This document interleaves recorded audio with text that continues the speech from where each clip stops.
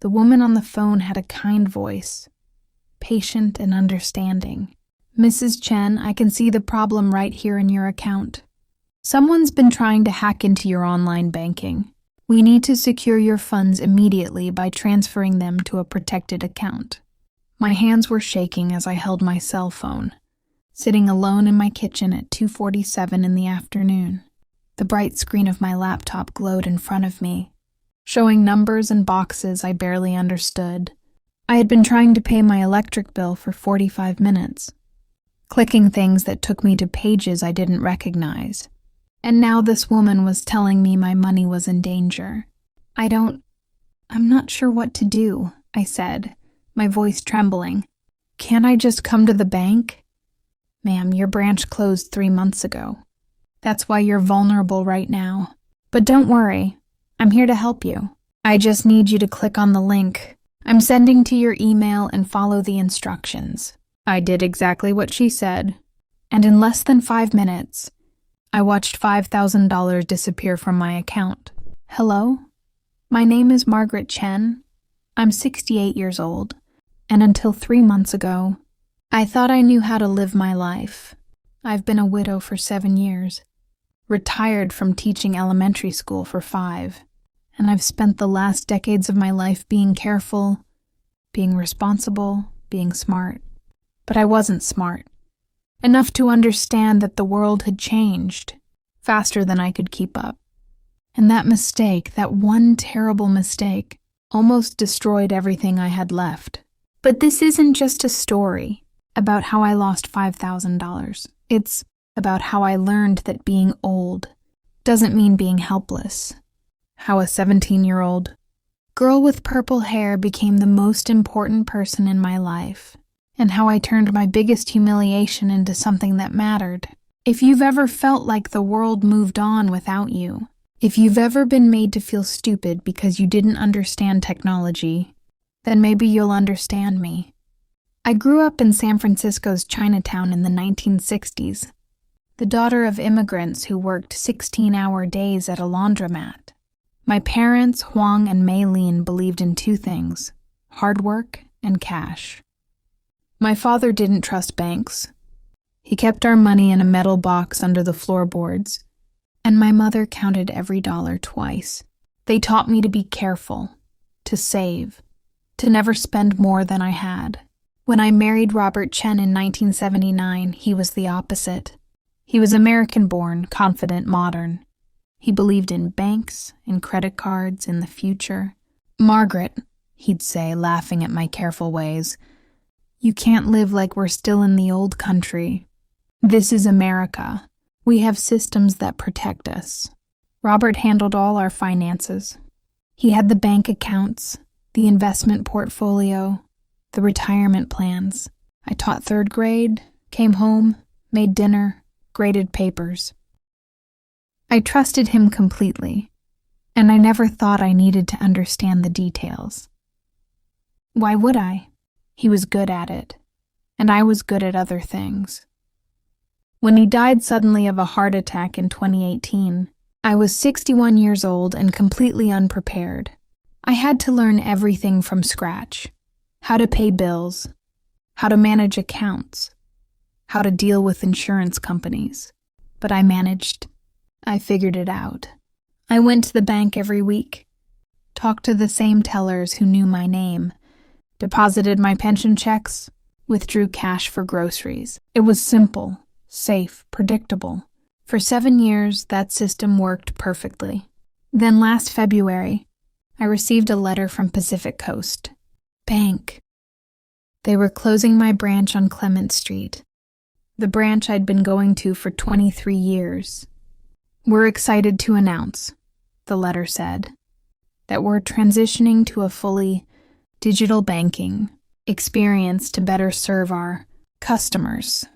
They were closing 17 branches across the Bay Area. Everything would be online now.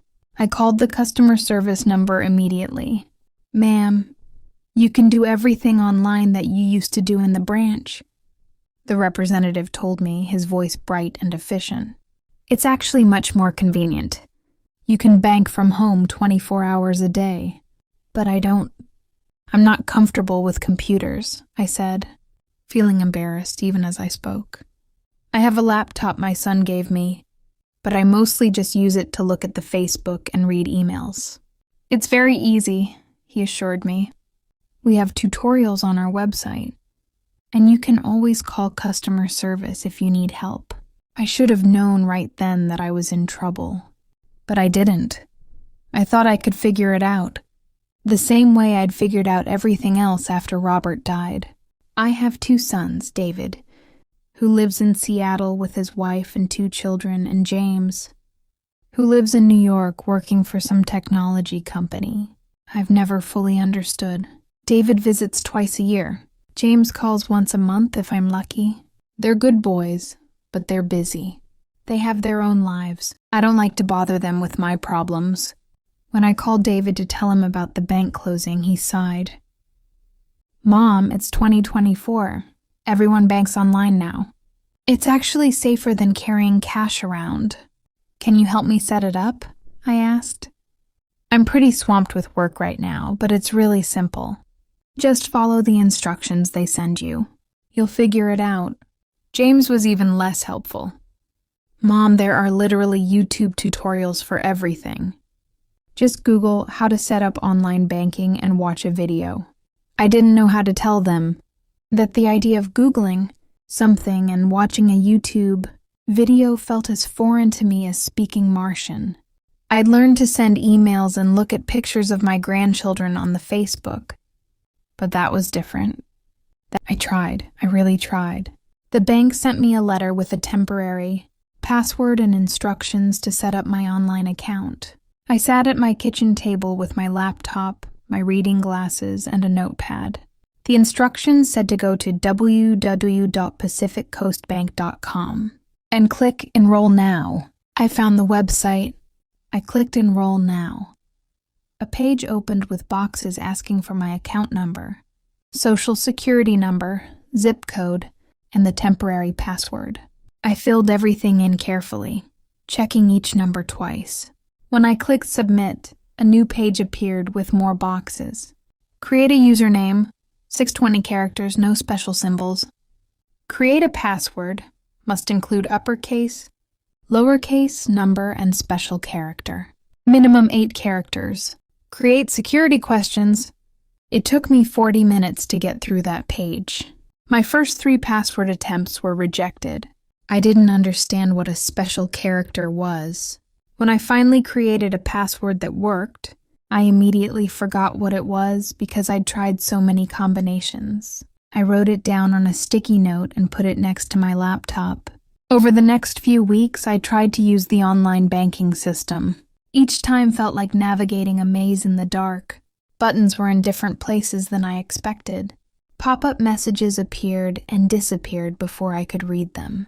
I would click something, and suddenly I'd be on a completely different page with no idea how I got there or how to get back. The worst part was feeling stupid. I have a master's degree in education. I taught reading to children for 32 years. I learned Mandarin as a child and English as a teenager. I'm not stupid, but sitting in front of that computer, clicking on things that didn't do what I thought they would do, I felt like an idiot. I called customer service 7 times in March.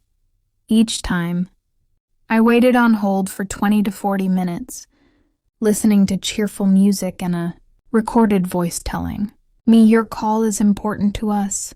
When I finally got through to a representative, they would walk me through whatever I was trying to do. But they talked fast, used terms I didn't understand, and seemed irritated that I needed so much help. Ma'am, just click on the blue button that says Transfer Funds. I don't see a blue button. I see a gray button that says Move Money. Yes, that's the same thing. Click on that. Okay, I clicked it. Now there's a box asking me for a routing number. What's a routing number? It's the number at the bottom of your check on the left side. I don't use checks anymore. You told me to stop using checks and do everything online. A pause, a sigh. Ma'am, I can give you the routing number. But you should have received it in your welcome packet. What welcome packet? By April, I was falling behind on my bills. I'd always paid everything on time. But now, I was getting late notices because I couldn't figure out how to pay online, and there was no bank branch to walk into anymore. My credit score, which Robert had been so proud of, started dropping. I was stressed, sleeping poorly, and feeling more alone than I had since Robert died. Then, in mid-April, I got the phone call. I was trying to pay my PG&E bill online. I'd logged into my bank account. It took 3 tries because I kept typing my password wrong. Navigated to the bill pay section and was staring at a form asking me to add a payee. I'd been sitting there for 20 minutes, trying to figure out what information I needed to put in, when my cell phone rang. The caller ID said Pacific Coast Bank. Hello? Mrs. Chen? This is Sarah calling from Pacific Coast Bank's Fraud Prevention Department.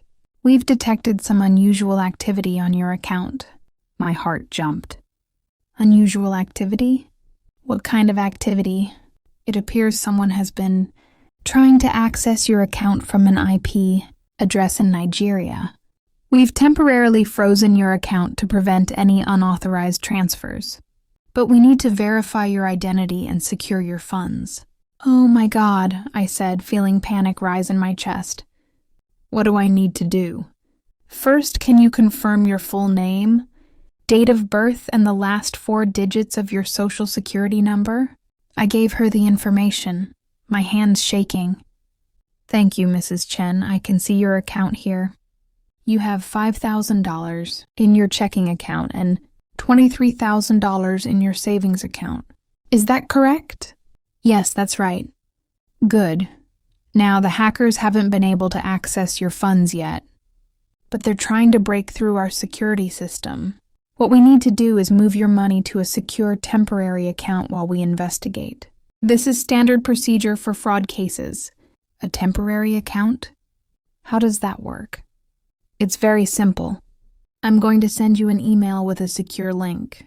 You'll click on that link, and it will take you to a page where you can authorize the transfer.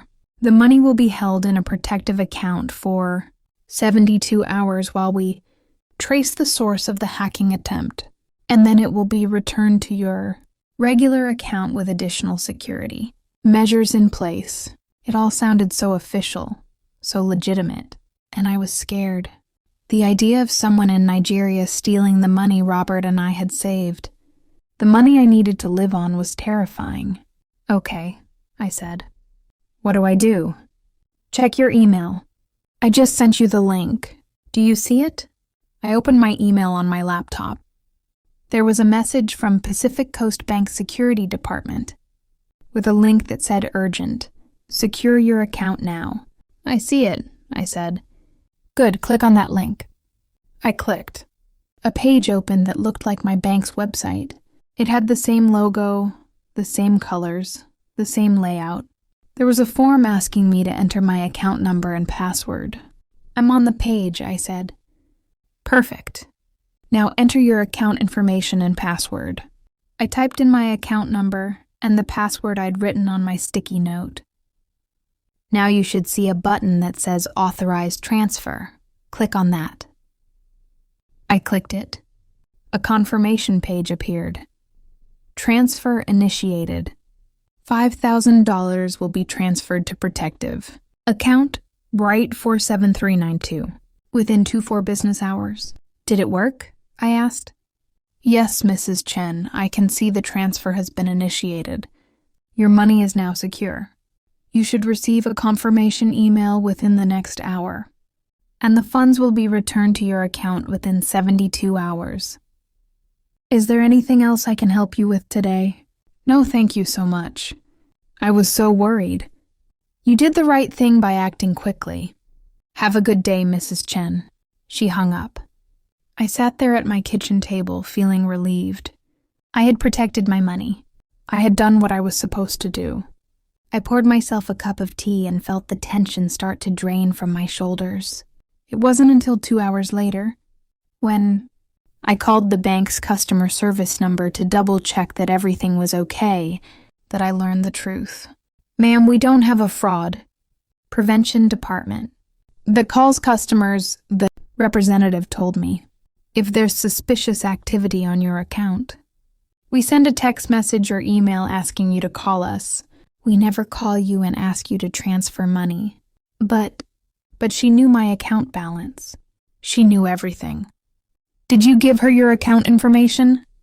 Yes, but she called from the bank. It said Pacific Coast Bank on my caller ID. Scammers can fake caller ID, ma'am. Did you click on any links? She sent me a link in an email to authorize the transfer. It looked like the bank's website. That was a fake website, Mrs. Chen. I'm looking at your account now, and I see a transfer of $5,000 was made this afternoon to an external account. I'm very sorry, but you've been scammed. The room started spinning. What? What do I do? Can you cancel the transfer? I'm afraid once a transfer is authorized, we can't reverse it. The money has already left your account.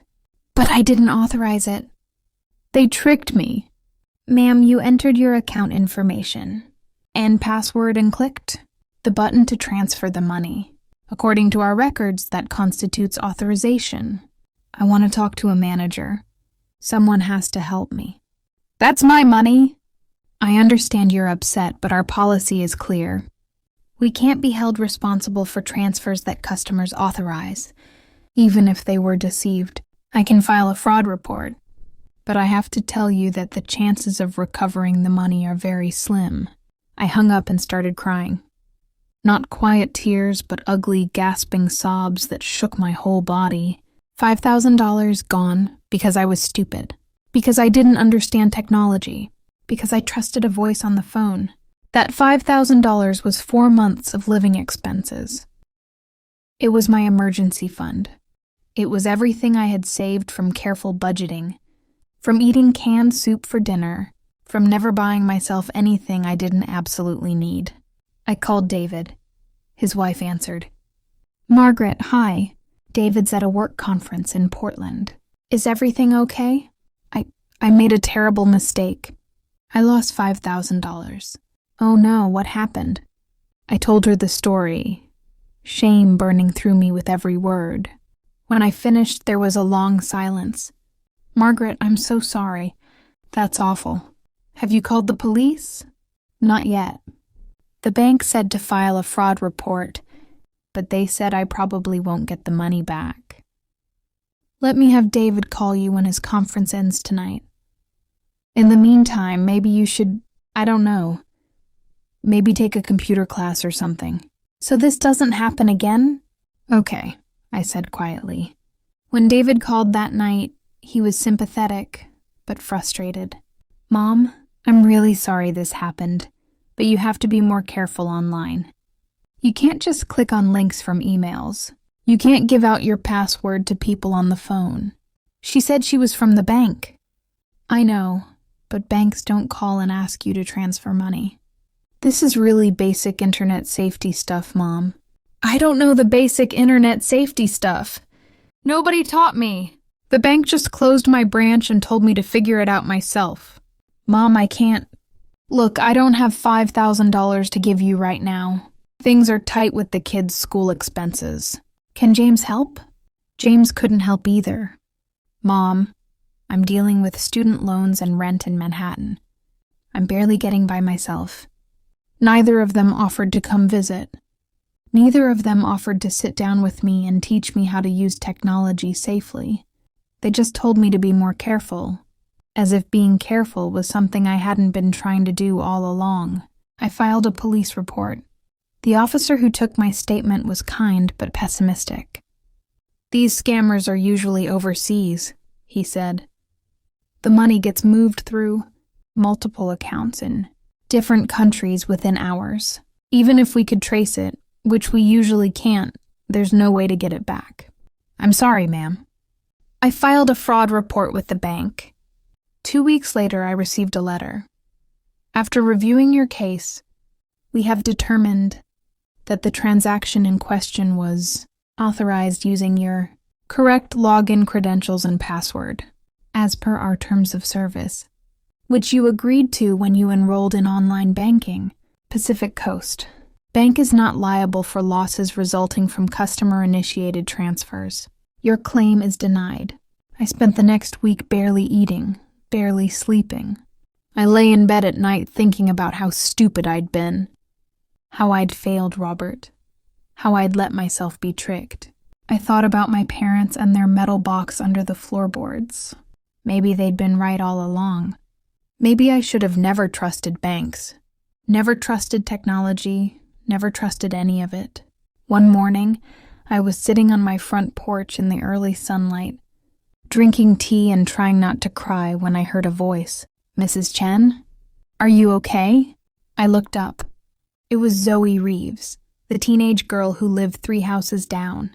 She was 17, with purple streaks in her dark hair, multiple ear piercings, and an oversized hoodie.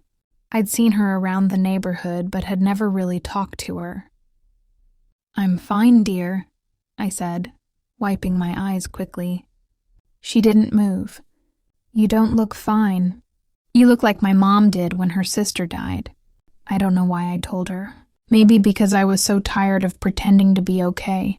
Maybe because she was young and honest and didn't look at me like I was a stupid old woman. I told her the whole story. The bank closing. The struggle with online banking. The phone call, the $5,000. Zoe listened without interrupting. When I finished, she was quiet for a moment. "That's so messed up," she said finally. "The bank is basically punishing you for not knowing something. Nobody taught you. I should have known better." "How?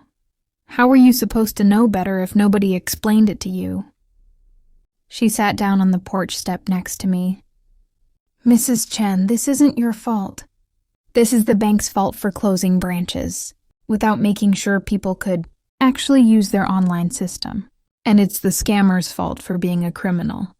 But it's not your fault." Those words, "it's not your fault," made me start crying again. Zoe sat there awkwardly for a moment, then put a hand on my shoulder. "Listen," she said. "I'm pretty good with computers. My mom always says I spend too much time online, but whatever. What if I helped you? Like, taught you how to use online banking safely, how to spot scams, all that stuff. You don't have to do that."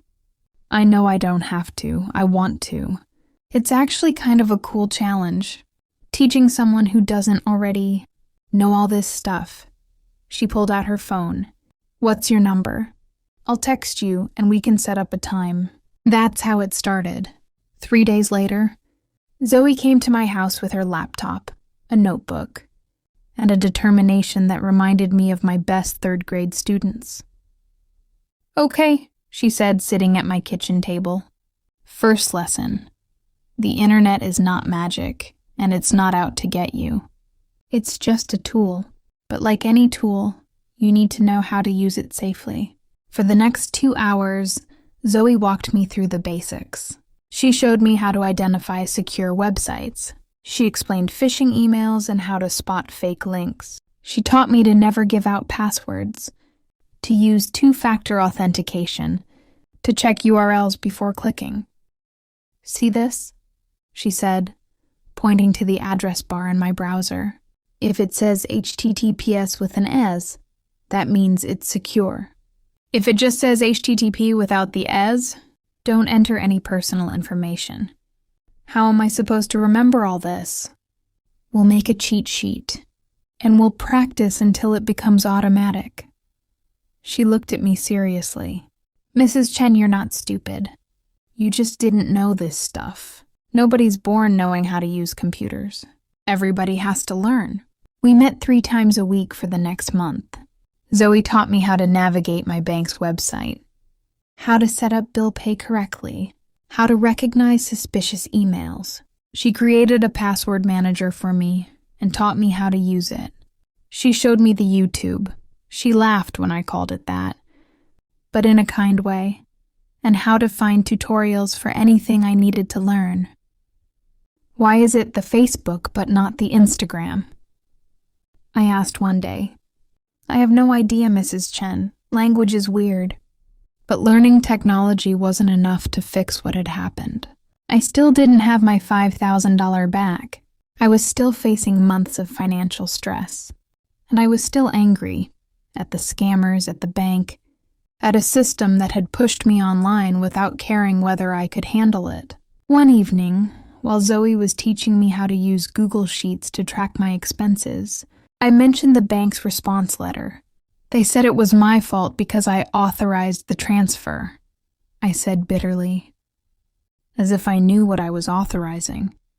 Zoe read the letter, her expression darkening. This is garbage. They closed your branch, gave you like 5 minutes of instructions, and then blamed you when you got scammed? That's not right. What can I do about it? They're a huge bank. I'm just one old lady. You're not just one old lady. You're a customer who they failed to protect. She pulled out her phone and started typing.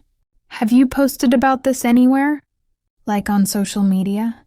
I don't really use the Facebook for posting. I just look at pictures. Okay, we're changing. That.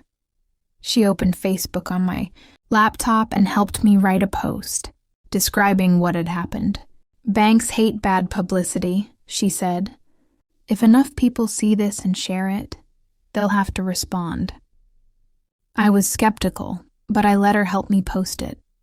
I included the details, how the bank closed my branch, how I struggled with online banking, how I was scammed, how the bank refused to help. I ended with, I'm 68 years old. I'm not a criminal. I'm not careless. I'm just someone who was pushed into a system I didn't understand.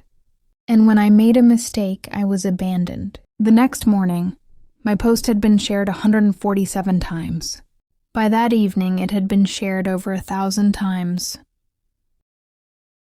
People commented with their own stories. A 72-year-old man in Florida who had been scammed out of $8,000, a 65-year-old woman in Ohio who couldn't access her account for 3 weeks because she forgot her password and the bank's customer service was useless. A 70-year-old veteran in Texas who had to drive 40 miles to the nearest branch because his local one closed. A local news reporter saw the post and contacted me. Would I be willing to be interviewed? I don't know, I told Zoe. What if I look stupid on TV? You won't look stupid. You'll look like what you are. Someone who's been treated unfairly. And maybe if enough people see this, the bank will actually do something. The interview aired 3 days later. The reporter asked me to tell my story, and I did. I talked about Robert's death, about learning to manage money on my own, about the branch closing, about the struggle with online banking. I talked about the phone call, the fake website, the $5,000 disappearing. What would you say to Pacific Coast Bank? The reporter asked. I would say that closing branches without making sure people can actually use online banking safely is wrong. I would say that blaming customers for being scammed when you didn't properly train them is wrong. And I would say that treating older customers like we're disposable because we're not as tech-savvy as younger people is wrong. The interview went viral. Within 24 hours, it had been viewed over 500,000 times.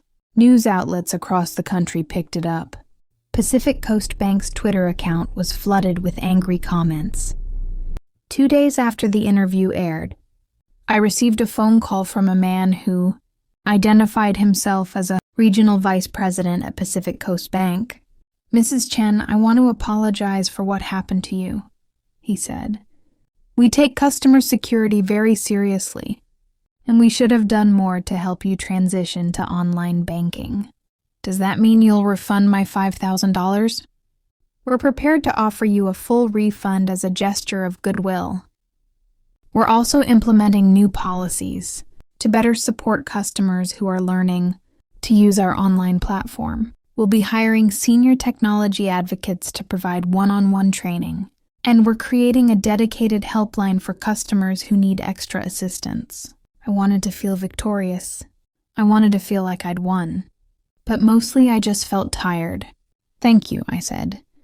"I accept the refund." The check arrived a week later. $5,000, plus an additional $500 for the inconvenience. But the money wasn't the most important thing I'd gained.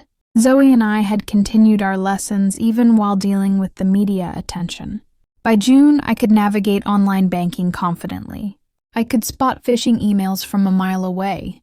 I could use Google, YouTube, Instagram, not the Instagram, as Zoe kept reminding me, and even Twitter. One afternoon, while Zoe was teaching me how to use Zoom, she said, "You know, Mrs. Chen, you should teach other people what you've learned." "What do you mean?" "Like there are probably tons of older people in the neighborhood who are struggling with the same stuff you struggled with. You could teach them. You're a teacher, right? You know how to explain things." The idea took root immediately. I had been a teacher for 32 years. I knew how to break down complex concepts, how to be patient, how to meet students where they were. Why couldn't I teach technology? I started small. I put up flyers at the senior center, the library, and the community center. Tech for seniors, free classes. Learn online banking, email, social media, and more. No experience necessary. 8 people showed up to the first class. They were all my age or older, all struggling with the same issues I'd struggled with. They'd been pushed online by banks, doctors' offices, government agencies, and family members, but nobody had taken the time to actually teach them. I taught them the way Zoe had taught me, with patience, with clear explanations, with lots of practice and no judgment. I created handouts with big print and simple instructions. I taught them my 3 rules of internet safety. 1. If someone contacts you claiming there's a problem with your account, don't click anything. Hang up and call the company directly using a number you look up yourself. 2. If something seems too good to be true, a prize you didn't enter, a refund you didn't request, a romantic message from a stranger, it's a scam.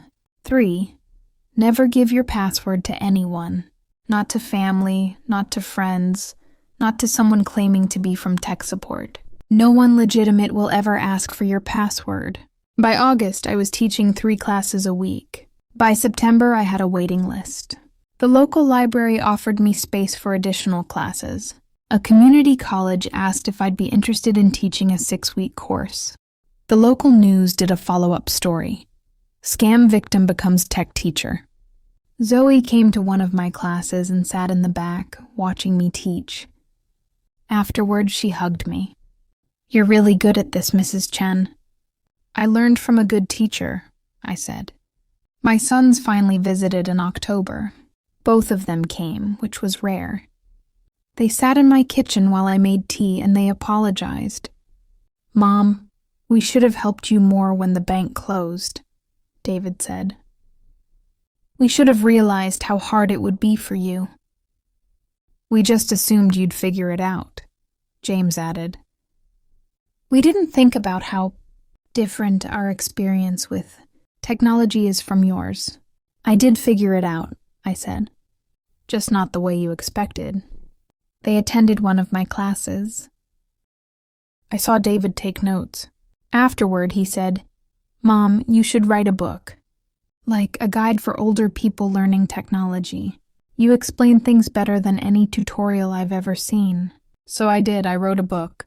Tech for Seniors. A guide to online banking, email, social media, and staying safe online. Zoe helped me format it and publish it on Amazon. It's not a bestseller, but it's sold over 2,000 copies. I get emails every week from people thanking me, telling me it helped them, asking me questions. The best email I received was from a 70-year-old woman in Michigan. "I was scammed out of $3,000 last year. I felt so stupid and ashamed. Reading your book made me realize it wasn't my fault. Thank you for making me feel less alone." That email is printed out and pinned to my refrigerator. It's December now, almost a year since the bank closed my branch. I'm sitting in my kitchen with my laptop open, paying my bills online with confidence. In an hour, Zoe is coming over for dinner. Tomorrow, I'm teaching a class on how to use Zoom to video call family members for the holidays. I still miss the days when I could walk into a bank branch and talk to a real person. I still think it's wrong that companies push people online without adequate training and support. I still get angry when I think about how the bank blamed me for being scammed instead of taking responsibility for failing to protect their customers. But I also know that I'm not the same woman I was a year ago. I'm not the scared, confused person who didn't know how to click a button. I'm someone who learned, who fought back, who turned humiliation into purpose. And about that thing I said earlier, about calling it the Facebook, I know it's just Facebook. I know it's not the Instagram or the Twitter. I know the correct terms. But sometimes when I'm teaching a class, I say the Facebook and wait to see who's paying attention, who's confident enough to correct the teacher. Because that's the real lesson I learned this year.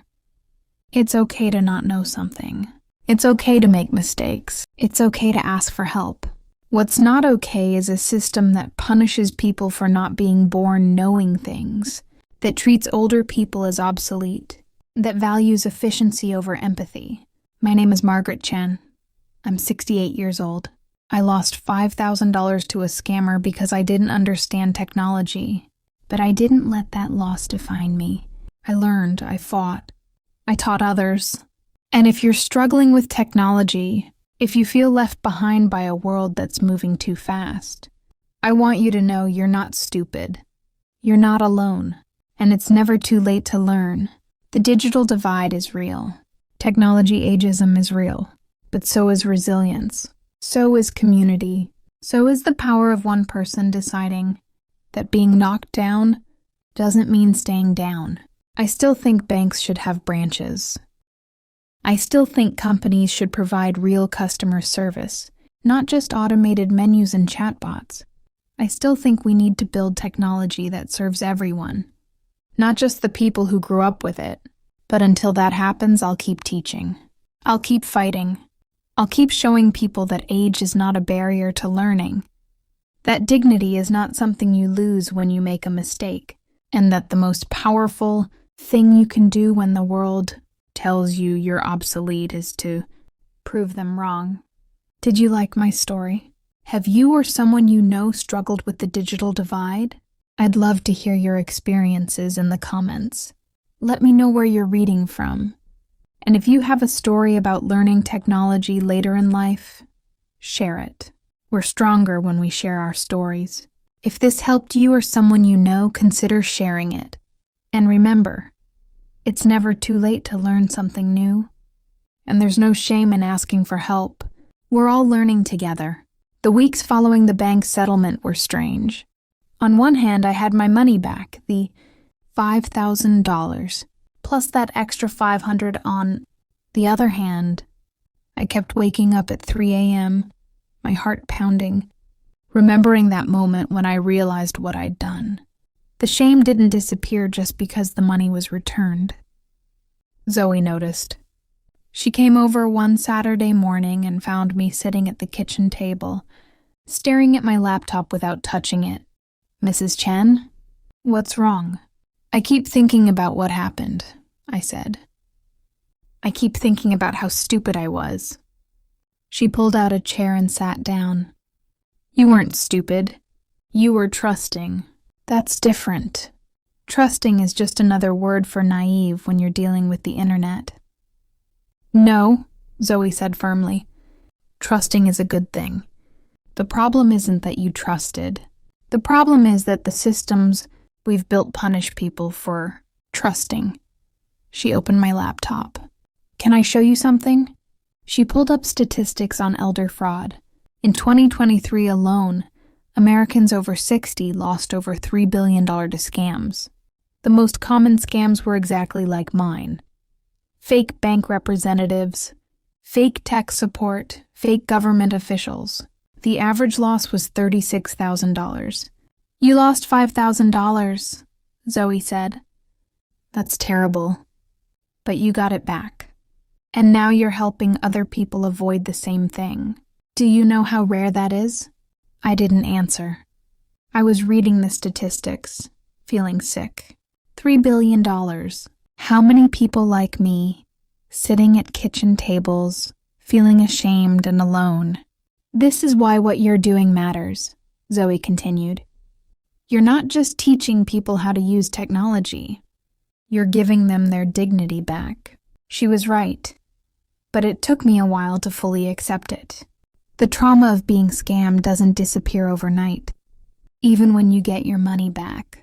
Every time I logged into my bank account, I felt a flutter of anxiety.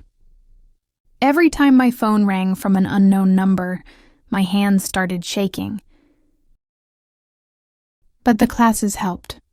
Teaching forced me to transform my pain into something useful. Sunday Urfewer. The second month of classes brought new challenges and revelations. One of my students, a 74-year-old man named Harold Martinez, came to class visibly upset. Mrs. Chen, I think I made a mistake, he said during the break. His hands were trembling as he held his phone. I got a text message saying my grandson was arrested and needed bail money. I sent $2,000 through something called Venmo. But when I called my daughter, she said my grandson wasn't arrested.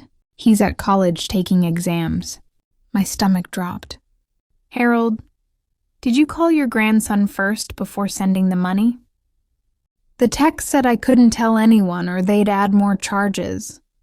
I was so scared. I just wanted to help him. I knew that feeling. That exact feeling of panic that makes you act without thinking. I sat with Harold for an hour after class, helping him file a police report, contact his bank, and document everything. His money was gone, Venmo.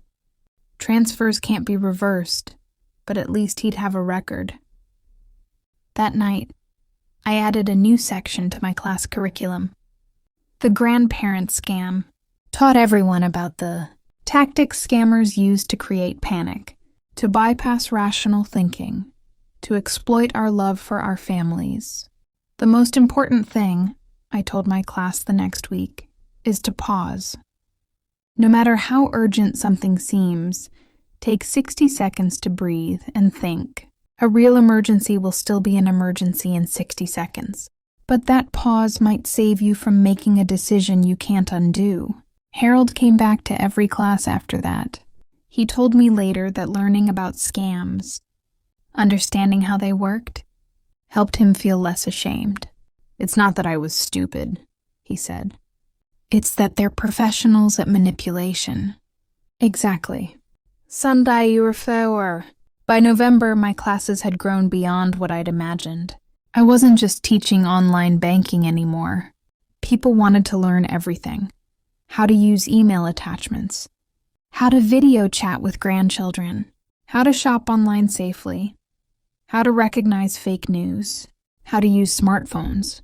The senior center gave me a dedicated classroom. I taught Monday, Wednesday, and Friday mornings, and Tuesday and Thursday evenings. I had a waiting list of 43 people. But success brought new complications. The local community college that had contacted me wanted to hire me as an adjunct instructor for their continuing education program. They offered $2,000 per 6-week course. You should take it, Zoe said when I told her about the offer. You're already doing the work. You might as well get paid. But what about the free classes? If I take a paying job, I won't have time for both. So charge for the college classes and keep the community classes free. People who can afford to pay will pay. People who can't will still have access. It seemed so simple when she said it. Why had I assumed I had to choose? I accepted the college's offer. My first official class started in January with 22 students ranging from 58 to 83 years old. The college provided a computer lab with 25 workstations. all set up with large monitors and ergonomic keyboards. On the first day, I walked into that classroom and felt something I hadn't felt since I retired from teaching elementary school. Purpose. "Welcome to Tech Literacy for Seniors," I said. "My name is Margaret Chen. 7 months ago, I was scammed out of $5,000 because I didn't understand online banking. Today, I'm going to make sure that never happens to any of you." Sunday you were, but not everyone was supportive. In December, I received an email from someone named TechBro2024 in response to a video Zoe had posted of me teaching a class. "Why are we wasting resources teaching old people technology? If they can't figure out basic stuff like email and banking, maybe they shouldn't be using computers at all." Natural selection. I showed the email to Zoe. She rolled her eyes. "Just ignore him. Internet trolls say stupid stuff because they're anonymous and bored." But I couldn't ignore it. That sentiment, that older people who struggle with technology are disposable, that we should just accept being left behind, was exactly what I was fighting against. I wrote a response, not to TechBro2024, but as a blog post on the website Zoe had helped me create. To everyone who thinks older adults don't deserve technology education, I have a master's degree. I taught reading for 32 years. I raised 2 sons, managed a household budget, learned 2 languages, and navigated widowhood. I'm not stupid. I'm not obsolete. I'm just learning something that didn't exist when I was in school. Your generation didn't invent intelligence. You were born into technology. That's not an achievement, it's luck. My generation built the infrastructure that made your technology possible. We created the systems, the institutions, the economic stability that allowed the internet to flourish. So before you dismiss us as too old to learn, remember, we're the reason you have something to learn on. Zoe posted it on Twitter. It got 47,000 retweets in 2 days. The backlash was immediate. Some people accused me of being bitter and attacking young people, but far more people supported me. I received hundreds of messages from people my age saying, "Thank you for speaking up," and from younger people saying, "My mom, dad, grandparent needed to hear this." One message stood out. It was from a 28-year-old software engineer named Marcus. "Mrs. Chen, my grandmother was scammed out of $12,000 last year. She was so ashamed she didn't tell anyone for 3 months. By the time we found out, the trail was cold. She stopped using her computer after that, stopped video calling us, stopped emailing. She said she couldn't trust herself anymore. I wish someone like you had been there to help her. Thank you for doing this work." I printed that message and put it next to the one from the Michigan woman on my refrigerator. Sunday you were. Christmas came. Both my sons came home, which hadn't happened in 5 years. David brought his family. James brought his girlfriend. They stayed for 4 days. On Christmas Eve, after the grandchildren were asleep, we sat in the living room with the tree lights glowing. David handed me a wrapped box. Inside was a new laptop, a top-of-the-line model with a huge screen and a setup guide written in David's handwriting. The guide was 20 pages long, with screenshots and step-by-step instructions for everything I might need. "We should have done this a year ago," David said. "We should have sat down with you and taught you properly, instead of just telling you to figure it out." James handed me another box. Inside was a tablet with all my grandchildren's photos already loaded, plus video calling apps pre-installed and labeled, so you can video chat with everyone, he said. "No excuses for us not to call more often." I cried. Not sad tears, but the kind that come when something heavy you've been carrying finally gets lifted. "I'm sorry I made you worry," I said. "Mom, you didn't make us worry," James said. "The world made you vulnerable, and we didn't help. We're sorry." That night, I taught my grandchildren, ages 6, 9, and 11, how to spot phishing emails using examples Zoe had created. They thought it was a game. The 9-year-old Sophie got every single one right. "Grandma, this is easy," she said. "If someone says they're from a bank, you just close the email and call the bank yourself. If someone says you won a prize you didn't enter, it's fake. If someone wants you to click a link, don't." "You're absolutely right," I said. "Can you teach your friends at school?" "Sure." She was delighted to be the expert. That's when it hit me. This wasn't just about teaching older adults. We needed to teach everyone, children, teenagers, young adults, how to navigate digital spaces safely. Scammers don't discriminate by age. They target vulnerability wherever they find it. I added a new goal to my list: create a curriculum for all ages. January brought the start of my college course. 22 students, all eager and nervous. On the first day, I had them introduce themselves and share why they were taking the class. "I'm Dorothy. I'm 71. My bank closed my branch and I can't figure out the online system. I'm Raymond. I'm 65. I want to learn how to email my daughter who lives in Japan. I'm Patricia. I'm 80. My doctor's office won't let me make appointments by phone anymore. Everything has to be done through their portal, but I don't know how to use it." Every story was different, but the theme was the same: systems changing faster than people could adapt, with no support for those left behind. We spent the first week just on basics: how to use a mouse, how to open and close programs, how to type efficiently, things that seemed simple but weren't if you'd never done them. I remembered my own struggle with passwords.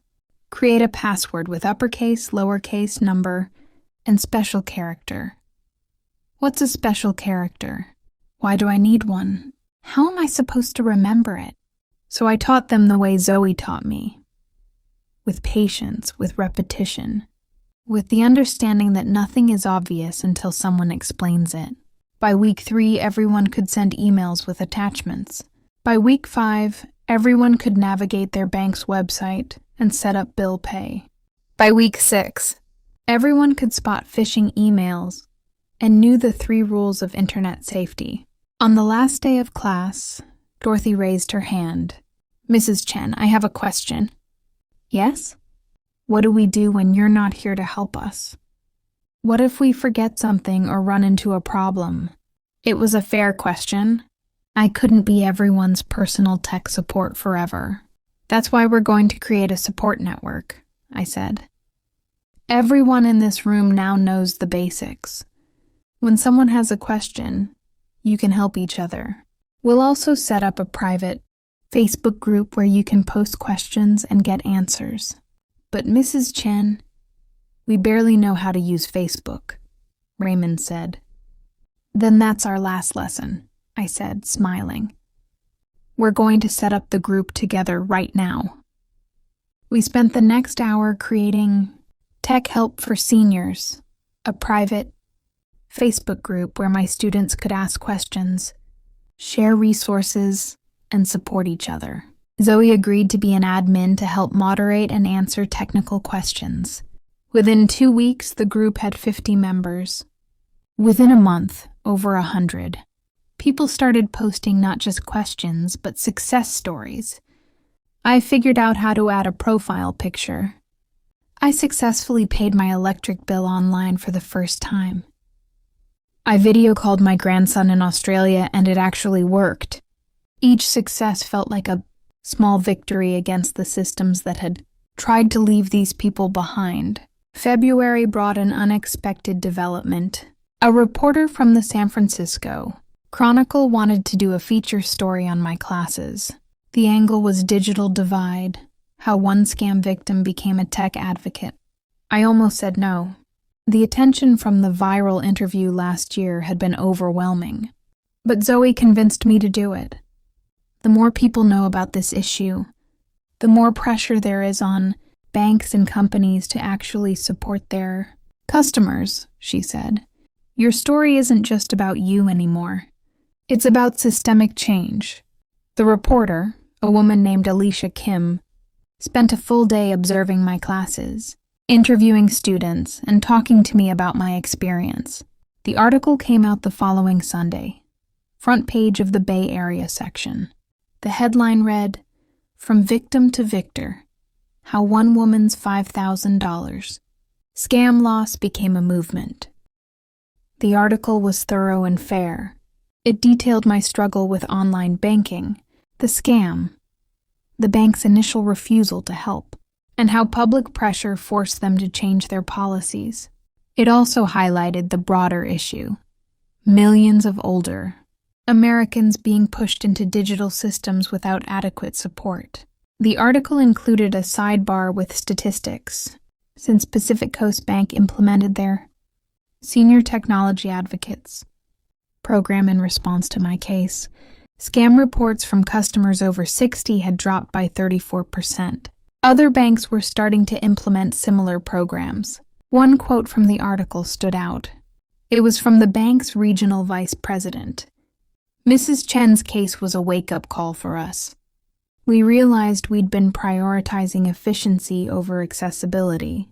We've now hired 25 senior technology advocates across our branches to provide one-on-one training for customers who need extra support. We've also extended our customer service hours and created a dedicated helpline for fraud concerns.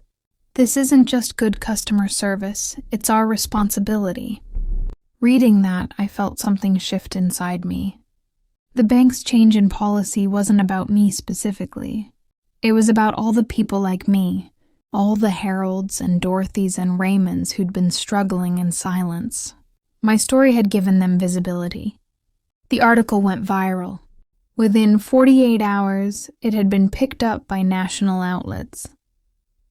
I was invited to appear on local news programs, podcasts, even a segment on PBS NewsHour.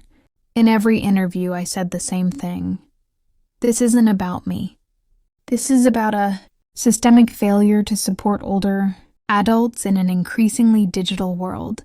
We need banks, healthcare providers, government agencies, and tech companies to take responsibility for making their systems accessible to everyone, not just people who grew up with smartphones. March brought another surprise.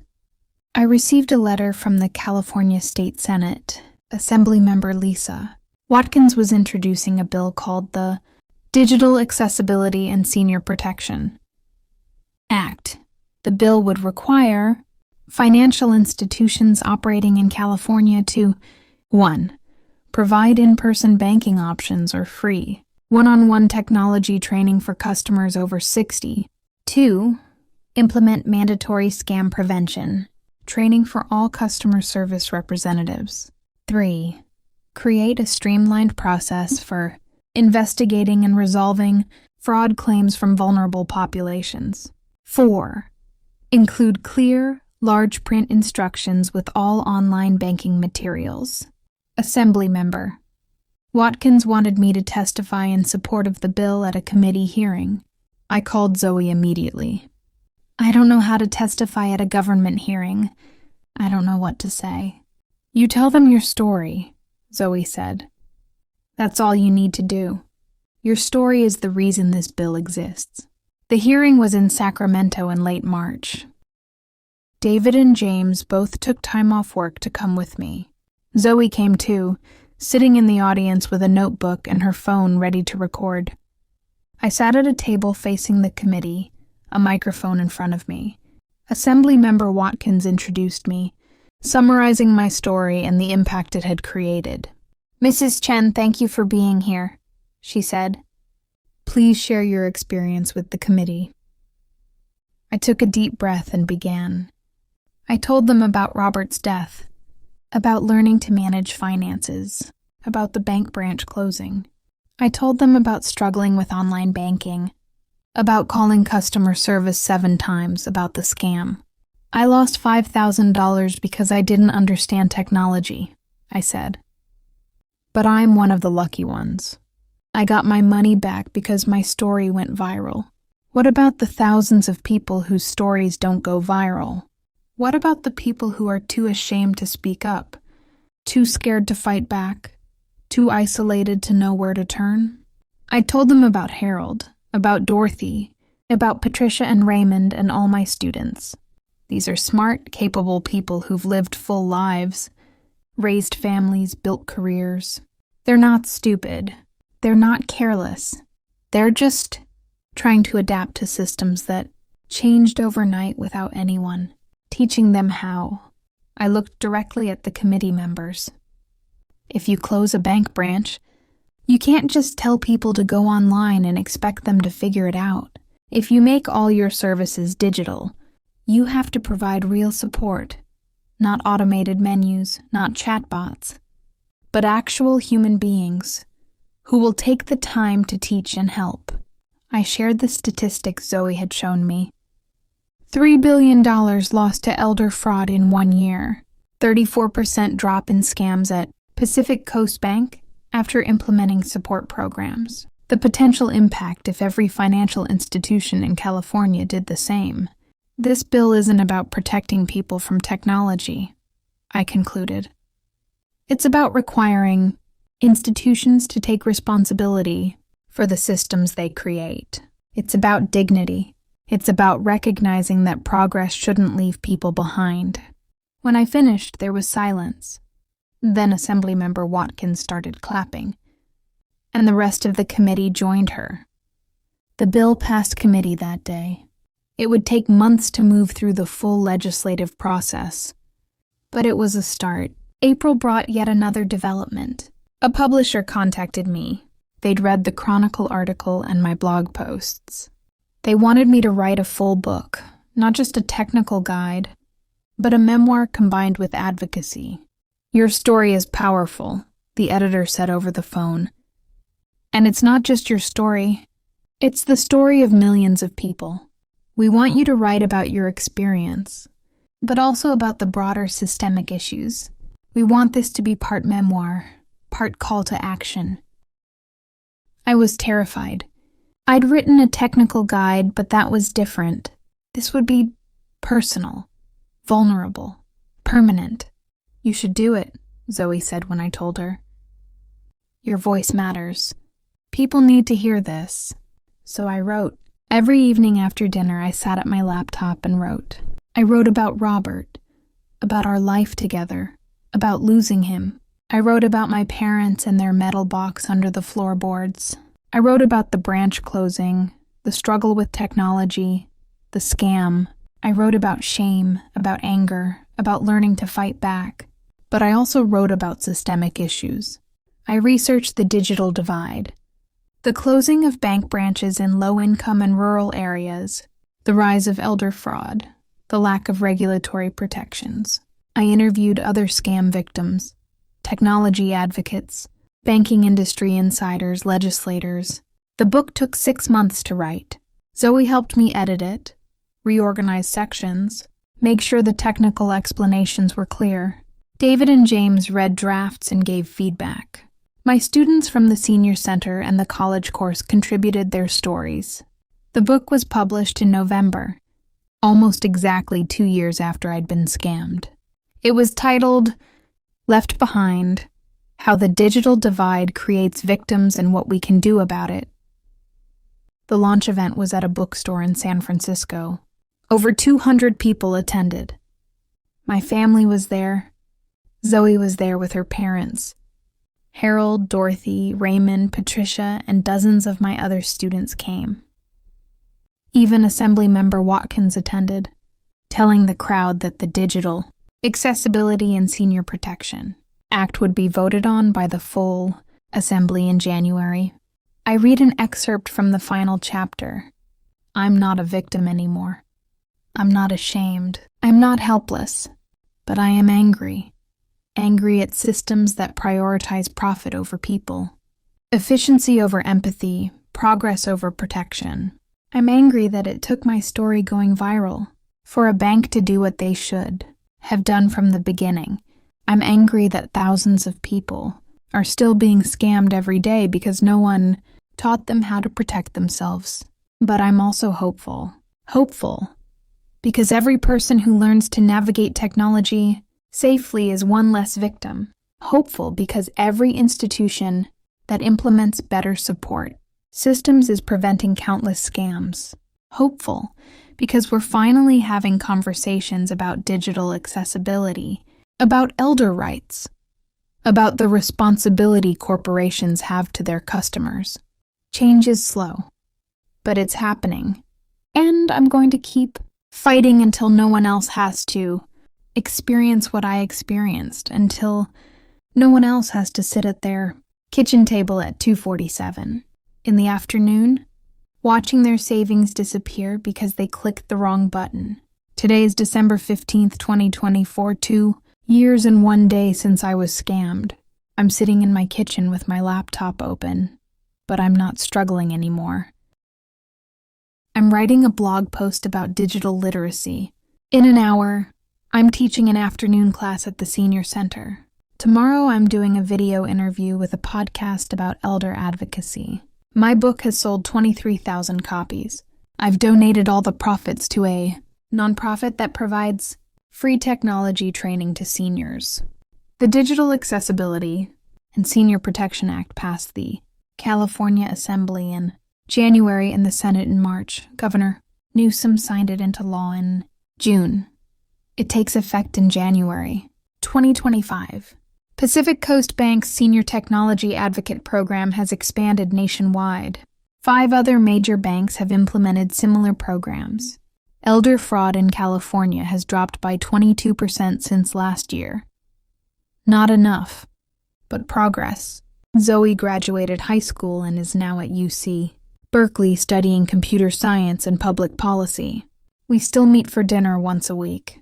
She's working on an app designed to help seniors spot scams in real time. With funding from a tech nonprofit, Harold is now teaching basic computer skills at his church. Dorothy volunteers at the library helping other seniors with technology questions. Raymond video chats with his daughter in Japan every Sunday. David and James call every week. They help me set up a YouTube channel where I post short videos about technology, tips, and scam prevention. The channel has 47,000 subscribers. And me? I'm teaching 12 classes a month. I'm speaking at conferences about digital accessibility. I'm consulting with banks and tech companies about how to make their systems more user-friendly for older adults. I'm living proof that it's never too late to learn, to fight back, to transform pain into purpose. But I still haven't forgotten that afternoon in April 2023, sitting at my kitchen table, watching 5,000 disappear while a kind voice on the phone told me she was helping me. I haven't forgotten the shame, the fear, the feeling of being stupid and helpless. I remember it because remembering keeps me fighting. Remembering reminds me why this work matters. Remembering tells me that every person I teach, every scam I help someone avoid, every system I help change is worth it. The digital divide is real. Technology ageism is real, but so is resilience. So is community. So is the power of one person refusing to stay silent, refusing to accept that being older means being left behind. My name is Margaret Chen. I'm 68 years old. 2 years ago, I lost 5,000 to a scammer. Today, I'm a teacher, an author, an advocate, and living proof that the end of one story can be the beginning of something bigger. And yes, I still occasionally call it the Facebook, just to see who's paying attention. Because humor, like hope, is a form of resistance.